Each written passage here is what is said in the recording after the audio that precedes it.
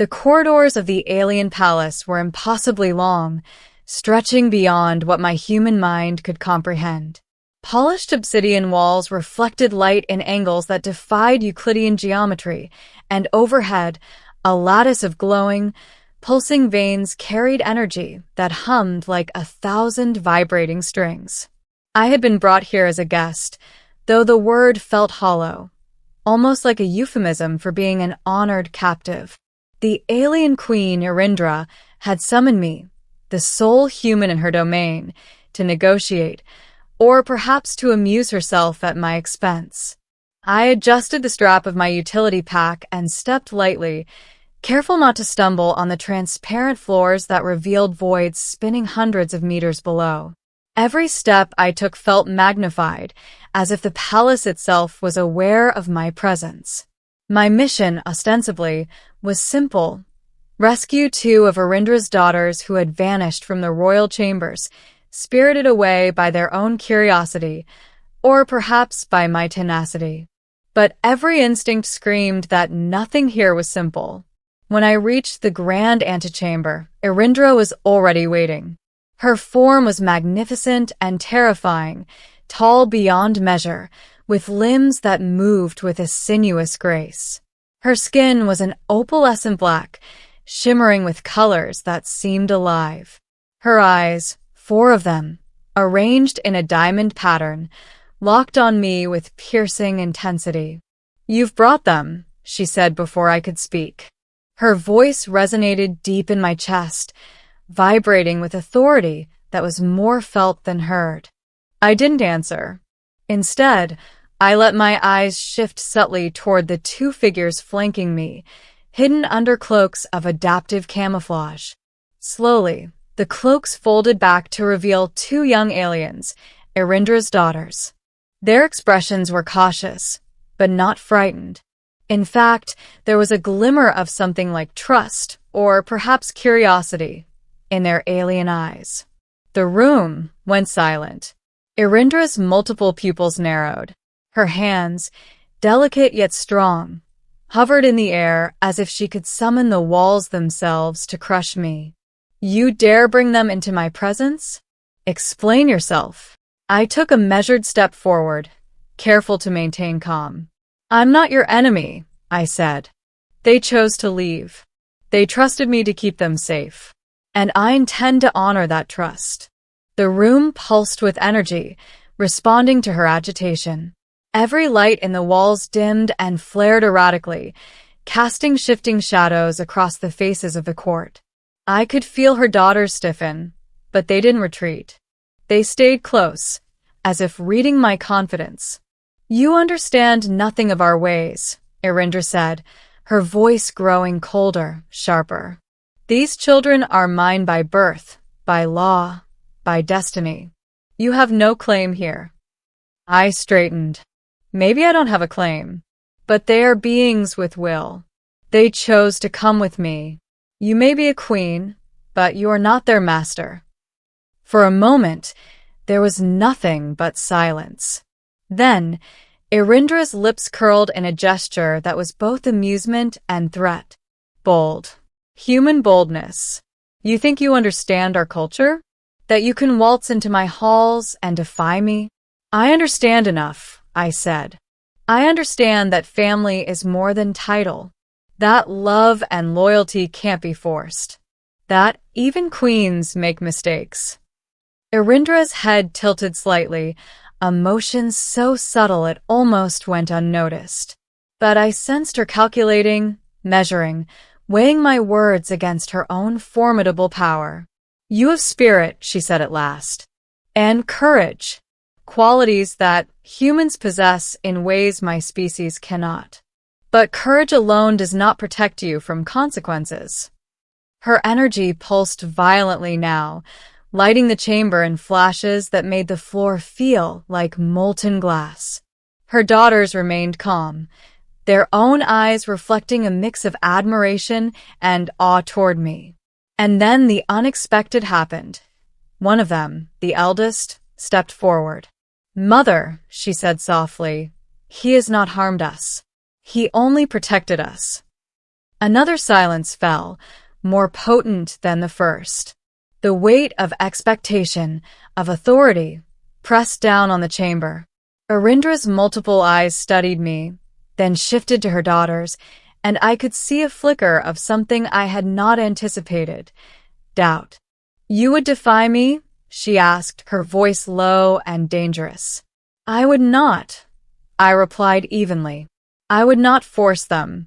I would only offer safety, freedom, and respect. And they chose to come with me." Arindra's gaze sharpened.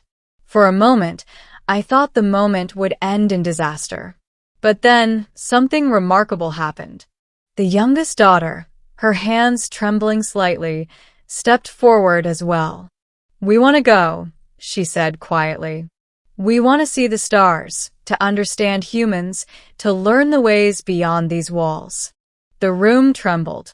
Energy lines ran along the walls, sparks igniting and fading like fireflies in a storm.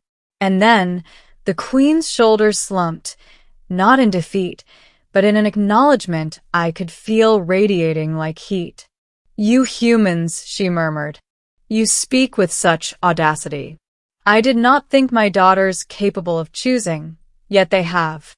Her voice shifted, no longer just the roar of authority, but the soft undertone of a mother's worry. "Do you truly believe they will survive among you?" "I do," I said. "Because they are brave, and because they have each other, and because they are not alone." The tension in the room didn't dissipate immediately. Arindra's pupils flickered, and I realized she was not angry, at least, not entirely. She was grappling with a concept her species had struggled with for centuries: autonomy, choice, and the unpredictability of sentient will. For what felt like hours, she studied me, then her daughters, and then the human words themselves seemed to echo through the hall: freedom, trust, respect. The power of the palace, the authority of her crown, felt almost irrelevant against the quiet strength of conviction. Finally, she spoke, her voice almost a whisper. "Very well. They are yours to guide for now. But understand this.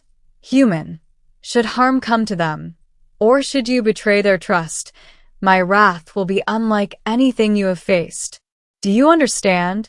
"I understand," I said, with every ounce of honesty in me. Her daughters released subtle sighs of relief. One reached out, touching my arm lightly, a gesture of gratitude that transcended language. I nodded, understanding that this simple touch was a bond, fragile but powerful. "You may leave the chamber," Arindra said finally, "and you may carry them beyond my sight. But heed my warning. Their choices are now yours to respect, and yours alone to defend." We departed the palace under the cloak of adaptive camouflage, the two daughters moving beside me in a fluid, almost instinctive rhythm.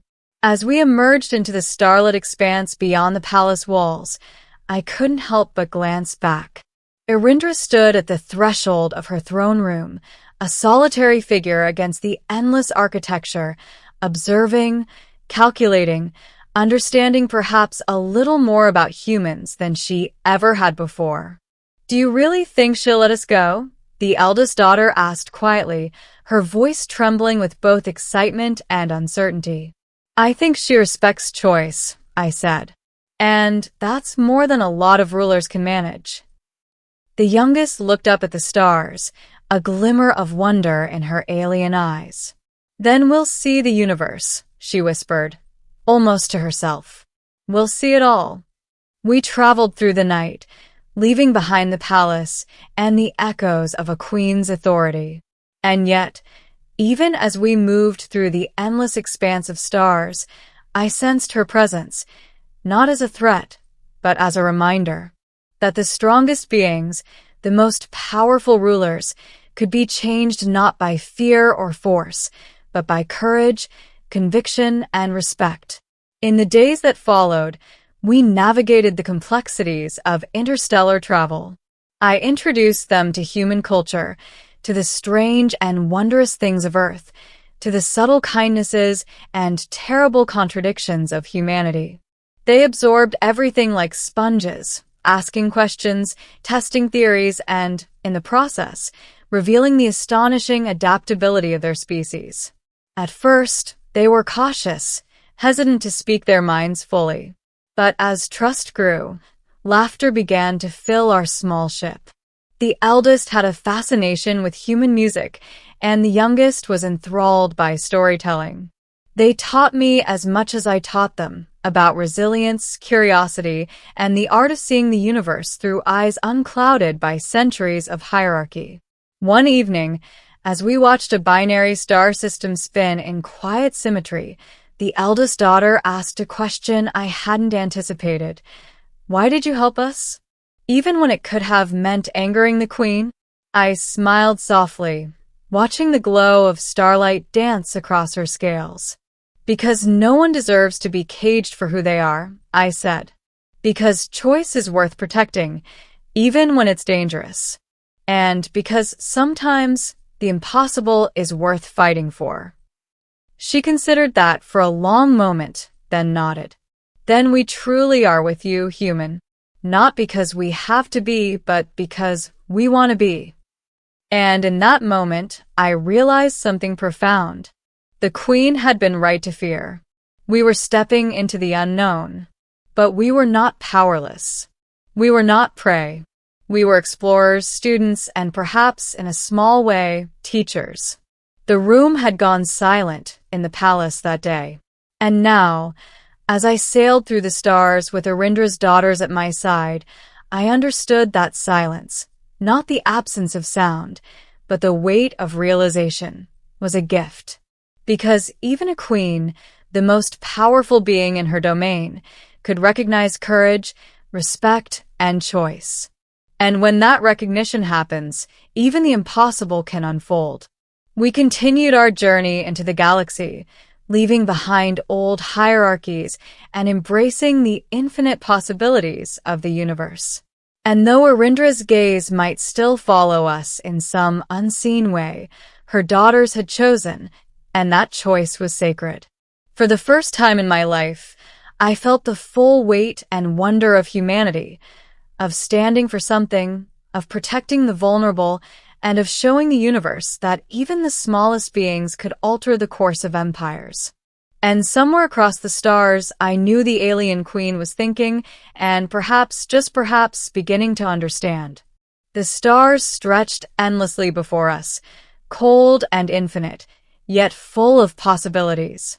I glanced at Arindra's daughters, their faces illuminated by the soft glow of the cockpit panels. The eldest had a thoughtful expression, her alien eyes reflecting the dance of distant suns. The youngest's fingers traced imaginary constellations in the air, her curiosity unbound and free. "We did it," she whispered softly, almost to herself. "No," I corrected gently. "You did it. You chose your own path." For the first time since the palace, a genuine smile spread across their faces. It was not the constrained politeness of royal heirs, nor the practiced charm of those taught to obey. It was joy, freedom, self-determination. I felt it too. A weight lifted, not just from their shoulders, but from my own. The fear, the tension, the impossible odds, all of it had culminated in this simple, yet profound truth. Courage and respect could transcend species, empires, and centuries of tradition. Somewhere across the galaxy, the alien queen watched. I imagined her standing in the empty throne room, her multiple eyes narrowed in contemplation. There would be no wrath today, only understanding, or the beginning of it. And that was enough. The eldest daughter leaned close. "Do you think she'll forgive us?" I smiled, watching the stars shimmer. "Perhaps not entirely, but she'll understand, in her own way, and that's a start." The youngest laughed, the sound like crystal bells in the quiet hum of the ship. "Then let's see the universe," she said. "All of it." And so, we sailed into the unknown, leaving behind the obsidian halls and the weight of a queen's expectations. Each new star, each distant planet, was a testament to choice, bravery, and the extraordinary potential of beings who dared to stand for what was right. I looked at them again, my companions, students, and friends, and realized that in protecting them, in honoring their will, humanity had done what no empire could. We had proven that courage, empathy, and respect were stronger than fear. The galaxy awaited, infinite and indifferent, yet full of possibility. And for the first time, I felt not like a human in an alien world, but like a bridge between worlds, a keeper of freedom, and a witness to the impossible made real. The room had gone silent that day, in the palace, and echoes of it traveled with us through the stars. And though empires rise and fall, and queens rule with fear and force, there was one immutable truth we carried with us. Even in the shadow of the impossible, the human spirit could shine, and inspire even the mightiest of beings to pause, reconsider, and perhaps even hope.